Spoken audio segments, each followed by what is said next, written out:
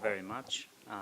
I promise that I'll try not to be very long because there's nothing worse than a speech when you're standing tired from a whole day of work. So I'll try to do it short, and I'll try just probably to answer questions if you have questions, and then we can mingle over here. So first of all, Pilar, thank you very much. Michal, Boni, thank you very much too. Two very good friends and big supporters of everything we do. I think that we are in a very interesting time in Europe, a very positive time. I just came from Davos and I was impressed by the positiveness about Europe. I've been going to Davos for a couple of years, and it was the first time that people were really praising Europe. And I think being in that room where President Macron comes in and everybody got like an amazing energy about President of France that was praising Europe, that's absolutely fantastic. And when I started 3 years ago, I used to say that we had two problems. One was political and the other was technical.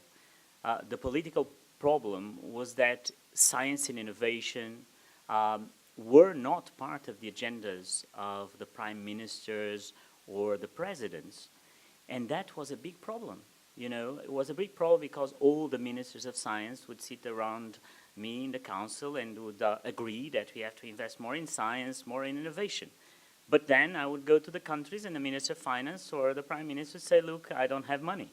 So that's what used to happen. But I think in 3 years, a lot changed. You know, when Macron comes to the Sorbonne and says, we have to invest in disruptive innovation, and it was the first time a president of a country talking about disruptive innovation.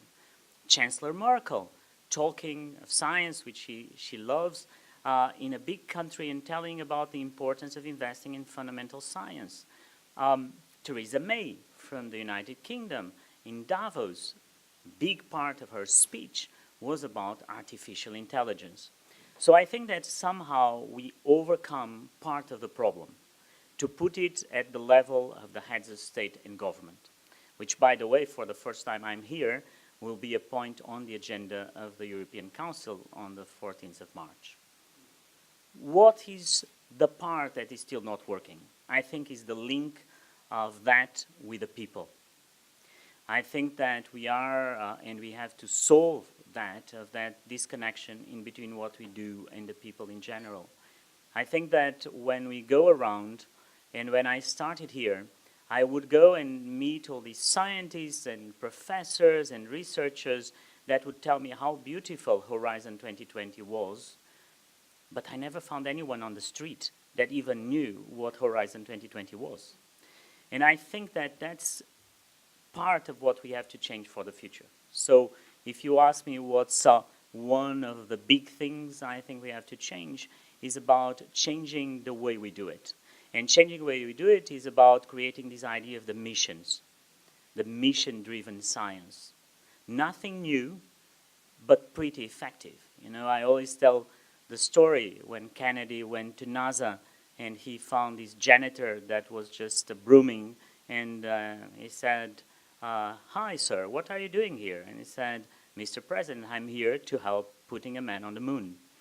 And so that understanding of the normal people on the street of what we do is essential.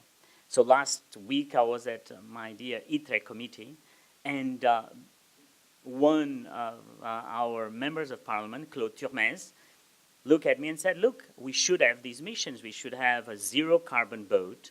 We should have a full electric plane. We should have zero carbon cities. You know, and I said, yes, that's what I'm talking about, is the talk at the political level of things that people understand. Because the way we do it today, people don't.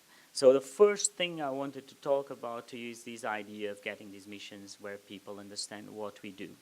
And I think that if we don't do that, we will lose this edge with the prime ministers and the finance ministers, because then people are not interested. And so that, for me, is something that is extremely important for the next wave of the framework program. The second part is more of the technical problem. And the technical problem in being here on an internet and digital people from the parliament and outside of the parliament, I think that again, I mean, we have a fantastic opportunity ahead of us. We were the leaders of the first wave of the internet, as Steve Case puts it, by having Tim Berners-Lee, Nokia, Siemens, you name it, all these great people that created the pipes of the internet, the infrastructure. And I think that that was lost on the second wave. And we don't know why, or probably we know why, because we never got the digital side. Even we talk somehow about Industry 4.0. I mean, and for me, it's not industry, it's industry digital 4.0. And that merging between the digital and the physical, we never got it right. But in the third wave, I think things will be very different. The third wave will not be as digital as one can imagine. I think the third wave that we're getting in is going back to the roots of science, artificial intelligence. That's the deep knowledge. In cybersecurity, you'll see going to quantum physics with Einstein and solving problems of today. You will see going really to the roots. And I think that Europe has an amazing opportunity because those roots of science, of the physical science, of the quantum technology, they were born in Europe. But then you have to change the way we fund somehow our programs.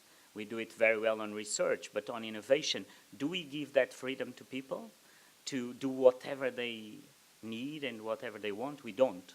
And I think that the 2 or 3 characteristics of this wave will be the deep technology, will be the interdisciplinarity, and it will be, at the end of the day, the patient capital for a wave that will be needing much more capital and for a longer time. And so if we can solve these 3 points, if we can invest in a European Innovation Council that gives freedom to people, that lets people and innovators do and come from different points, we can solve part of it. And I think that that's why I've been so fussed about the European Innovation Council. On Davos, I went backstage to see President Macron and forced to him our report on the European Innovation Council against the will of his bodyguards and everyone. And because I believe that without doing those changes, we will not grasp that interdisciplinarity and we will not grasp this mix of the physical and the digital. You know, I'm always very curious about the physical and the digital, and being a geek myself, there's one personal story that I love, which is that I spent 400 euros to buy one of these new thermostats called Nest that Google bought, and I spent 2 years. My wife knows that. I mean, it was impossible to put it for work because the guys would come that knew about the digital side, would set it up and say, oh no, it's working. But then the whole physical thing with the mazout and all the oil on really there on the old Brussels house was not connecting. And so those skills of people that know to work in these 2 worlds are lacking. And we have to work on people that understand both worlds. Most of them don't, but we think they do. And so we kind of get stuck in the middle. So this is a little bit what I wanted to tell you about the future program and the ideas that I think are more important, the European Innovation Council and the missions. And I hope that I can have your support in the years to come. So thank you very much for having me here again, Pilar and Michal.